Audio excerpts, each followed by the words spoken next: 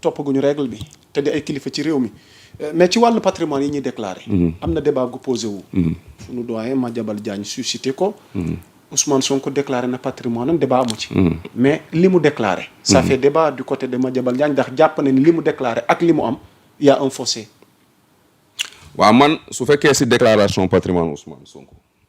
déjà maa ngi koy féliciter si exercice de transparence boobu mais ban dafa am benn affaire boo xamante ne daf ma jaaxal Ousmane Sonko dafa nekk dans l'opposition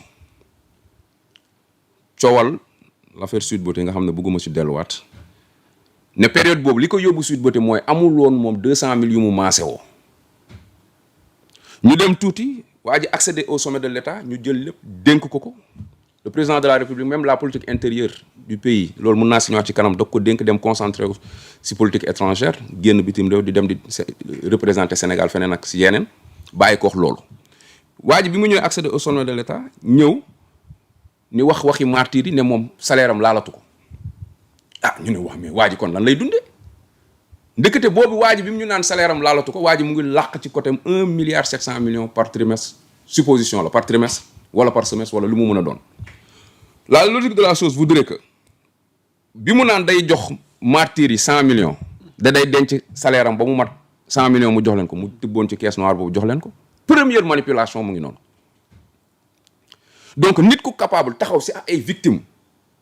di leen manipuler di leen wax li nga xamante ni du dëgg parce que loolu du woon dëgg parce que bu fekkoon da nga amoon volonté jox leen 100 millions si caisse noire bi nga lay koy jox leen ko jarul ngay xaar ba sa salaire di mat 100 millions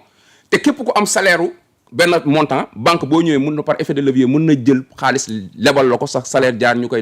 def un ordre de virement irrévocable et permanent di jël xaalis foofu donc loolu c'était de la manipulation gis nga yaa Moussa Pastef bii ma gis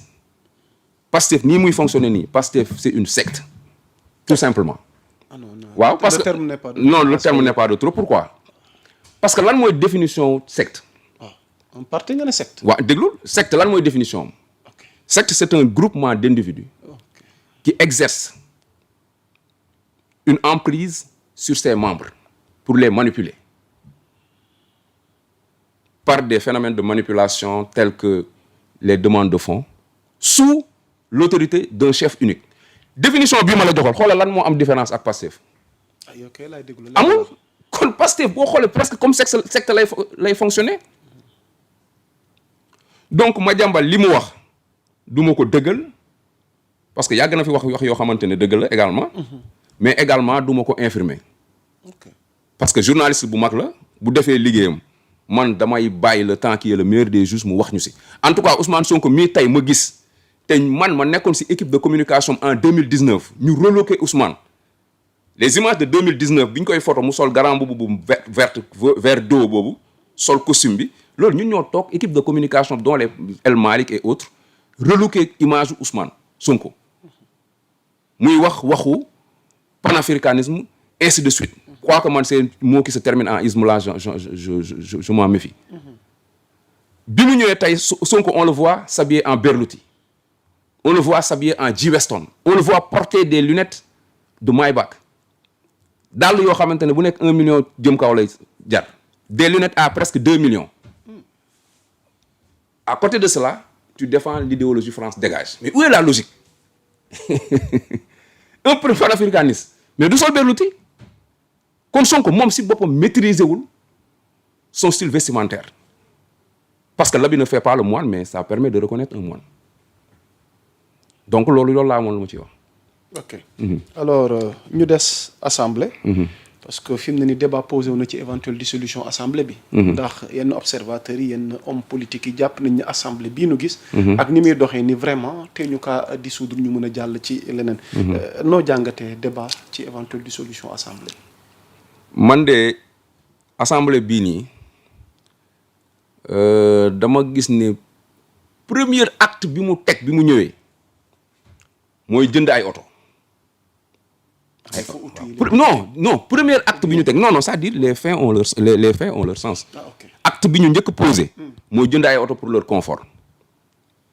des voitures équivalent à plus de 50 millions te képp ku ñëw nga ne da nga nekk dans un souci de yaxanal parce que dëkk bi amul xaalis ñu ngi ko trouvé ci 14e sous-sol quelque chose du genre pour man boo ñëwee am nga yeneen oto yu fi nekk ku bëgg a dawal oto patron da ngay dem nga nekk entrepreneur ku bëgg a dawal oto 150 millions 100 millions jëm kaw doo koy yaakaar si keesu asu man je suis contre muy les ministres muy les députés muy les DG ñuy dawal ay oto yoo xamante ne kii c'est pour les entrepreneurs ñi am capacité génnee ko seen poche parce que oto boobu noonu ngay jënd bul yem si prix bi mais oto boobu consommation étalée sur la durée de vie de la voiture mais boo xoolee day dépasser coût oto boobu noonu donc multiplier 50 millions yi par deux durant durée de vie wu oto bi mooy seen pratiquement temps amortissement oto bi jël ko 5 ans nga xool kon li ñu leen dépensé te carburant bi ñu leen jox également c'est gratuit bi ñu njëkkee ñëw première affaire bu ñu focaliser wu mooy oto waxuñu leneen de waxuñu problème kii wu askan bi te man dama seetu ne assemblée bii bi toog loi yi ñuy jël yëpp li si ëpp boo jëlee 80% des lois c'est des lois taillées pour faire la guerre au président de la République wala ay ñoñom amul benn loi boo xamante ne am na njëriñ réel pour sénégalais je pense te je peux dire même sans risque de me tromper président Ousmane Sonko El Malick bi mu fi nekkee assemblée je ne défends pas El Malick parce que tey mu ngi ci camp bale maa ngi ci camp bi mais El Malick bi mu nekkee président assemblée nationale réalisation yi mu def ak avancée yi mu def ci assemblée nationale Ousmane Sonko defu ko kon Ousmane Sonko n'est pas un messie parce que yow imaginez projet de loi bi ñu dugal la dernière fois ba yóbbu ko bi ñu demee conseil constitutionnel sànni ko fële. ñu rejeté ko. parce que dafa am benn concept boo xamante ne c'est très élémentaire en économie mooy en économie offre recette égale emploi maanaam yow boo demee di créer benn emploi bu bees jëlee ko emploi boobu nag jëlee ko liggéey mais da nga war a prévoir les recettes yi nga xamante ne moo war a couvrir emploi boobu. conseil constitutionnel loolu la ko jàngal ne ko Ousmane yow maîtriser woo les b.a.-ba de l'économie parce que boo xoolee tey ban doxalin lay def képp ku président wàccee nombal tànkam Ousmane Sonko jël ko fal ko côté am mais est-ce que les caisses de l'Assemblée nationale mën na gérer dépenses additionnelles yooyu noonu Ousmane Sonko di créer nañu waxante dëgg critères yu bari yi nga xamante ne Ousmane la doon falee ay nit mais du ay critères de compétence critère diw dafa nekkoon fenn ñu koy xeex ci postam wala diw dafa nekkoon fenn ñu tëj ko kaso bi mu faloo mu jël loolu fal la DG wala fal la ministre mais critère nit ki des na kaso c'est pas critère de compétence ci poste bi ñu la war a dénk looloo waral dëkk bi nekk ci sooxe bii mu nekk nii tey voilà waaw bu jàllee loolu ma yokkaale ci tamit yeneen projet yi wala yeneen yi nga xamante ni tamit ay proposition de loi bi am na yu ci porté ci code de travail bi am na yu ci porté tamit ci déclaration de patrimoine des élus donte indi nga ci sa xalaat léegi waaye am na lu jëm ci tamit li nga xamante ni moom mooy wàllu sécurité numérique bi mais yow en résumé jàpp nga ni daal assemblée bi Ousmane Sonko jiite bi ka weesu daanaka moom moo ko ëpp njëriñ. moo ko ëpp njëriñ téeméeri junni yoon te assemblée bii nii man damay ñaan le président de la république mu dissoudre ko parce que député yi fi nekk amaluñu njëriñ askan bi benn nit la ñu amal nee naa la Pastef c'est une secte boobu lépp li nga xamante ne son guru moom lay teg seen kanam ñoom ci loolu la ñu topp ñoom ci loolu lañ nekk jëloon nañ leen teg nañ ko ci gouvernement liggéeyul parce que ñëpp xam nañ ne capacité jaayum carte de membre doxalul réew parce que man bi ma juddoo ba tey mosuma gis dëkk boo xamante ne jaayum carte de membre moo ko développé nekk na ci loolu ba ñu dàq ko mu dem assemblée nationale bëgg fa créer benn guérilla mais loolu président de la république du ko seetaan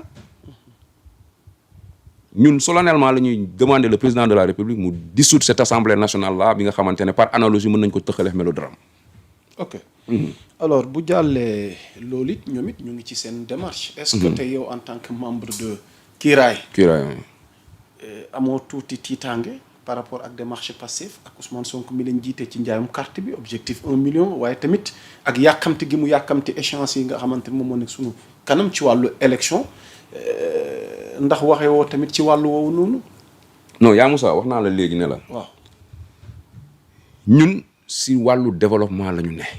président dañ ko fekk si ci li nga xamante ne moom la sumb mooy soqali Sénégal. président tey sénégalais si li ñu koy xaaree mooy des réalisations. foo tourner tey jii damay jël exemple Macky Sall wala Abdoulaye Wade tey Dakar amul fenn foo mën a daw 1 kilomètre gisoo fa lu fa Macky Sall def wala lu fa Abdoulaye Wade def lu bees tey président ñun foofu lañ koy xaaree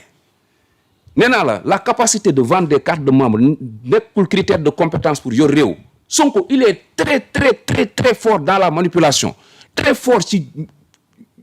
sa mboxloo Mais qui dit galvaniser des peuples, des foules. C'est mobiliser des personnes aussi par rapport à sa cause. Oui, c'est des... Mais on voit qu'il mobilise. mi ngi def tournéem. Oui. te am na yenn bërëb yi nga xamante sax ñu ngi ko koy tere. D'accord. wàllum njaayam carte bi. D'accord. moo tax ma ne la réalité. Non, Sonko il a ses propres aficionados. Sonko tey popularité bi mu am ni ñun ci ñu ko liggéey lañ bokk. ànd ak le président de la République liggéey ko ba mu jot ko. mais tey loolu ñu ko liggéeyal ba mu am ko ba agsi fii mu agsi pare nañ pour liggéey le double de ça pour jox ko le président de la République parce que dañu gis ne le président moo nekk dans la réelle politique. Économie s'exerce dans un contexte politique. Comment le président moom moo nekk dans la réalité politique wala réelle politique tey nga adhéré ci cause muy kiiraay. jàpp nga ni Pastef newatu fa. alors léegi yow yan argument ngeen mën a teg sur la table tey ji par rapport ak cette nouvelle politique bi njiitum réew mi teg sur la table d'autant plus que ñu ngi leen di jiiñ ne. massification bi naam am na. mais leader gu fa ñëw indiwoo base. parce que yéen da ngeen am problème de base moo tax sax xam naa danañ ci ñëw. éventuel report élection yi ca ngeen jëm. parce que li leen sondage yi jox mooy pare gu leen convaincre gu leen assez de personnes par rapport ak seen cause. mais yaa Moussa loolu ban sondage la sondage boobu de gisaguma ko moom man li président wax man si non déet man li man li président non loolu manipulation la te Pastef ñëpp xam nañ seen pouvoir de manipulation loolu moom dañ leen koy nangul les champions du monde poids lourd de la manipulation sont les Pastefiens ma ñëwaat ci li nga ma wax nii xam nga le président de la République man li mu wax waaw bi ñuy def lancement au parti bi man loolu laa gëm yaa Moussa nag man maa ngi si politique depuis 2014 ans président de la République ak Ousmane Sonko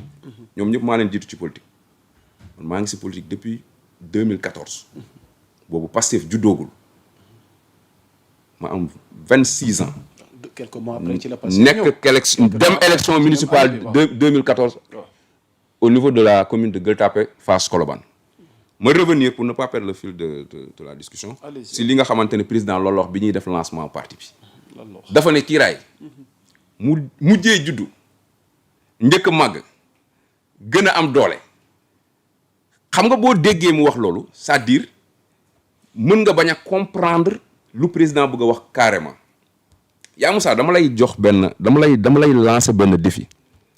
wan ma dans l'histoire du Sénégal bi Sénégal amee ba léegi ban parti la ñu fi mës a lancé mu am presque 1 mois parce que kiiraay bi ñu ko lancé léegi yàggul je pense que c'était le mois dernier man maa ngi woon foofu si lancement bi ban parti lañ fi mës a lancé mu am 1 mois mu dajale autant d'élus locaux autant de personnalités politiques autant de grandes personnalités que kiiraay ci laps de temps bu toll nii amul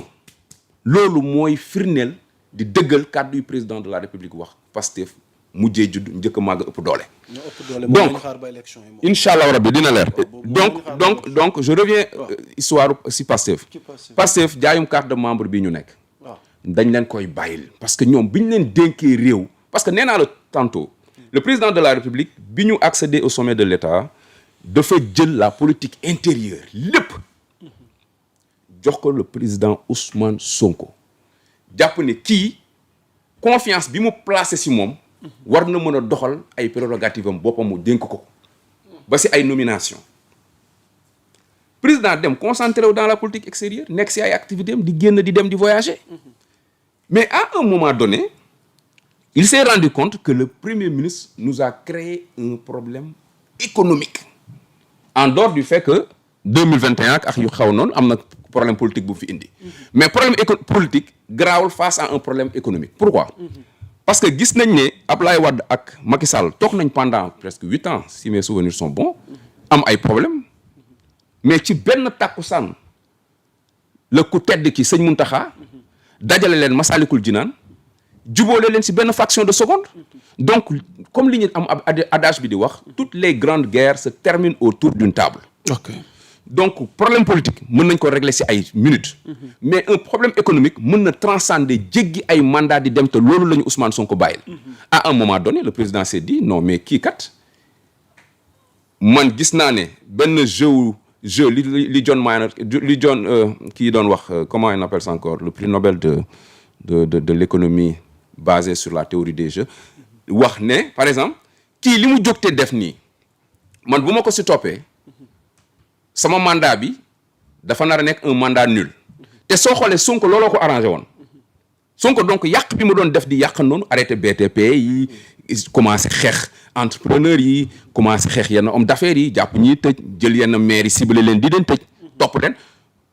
Ousmane Sonko dafa nekkoon si benn logique de déconstruction de notre économie via ses déclarations sur la dette cachée je reviendrai pas sur ça wax naa ci waxtu si via le fait que mu arrêté le secteur de BTP nga xam ne moo doon le moteur de la croissance économique fii si suñu dëkk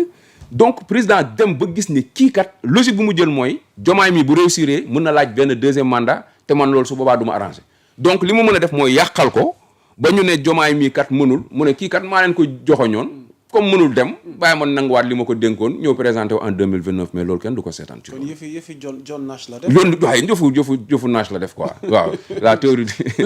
John Nash quoi la théorie des dikk na suma waaw gis nga léegi ma bàyyi la nga eggale donc ce duel là wala tey jii nii bataille politique boobu entre camp wu Pastef ak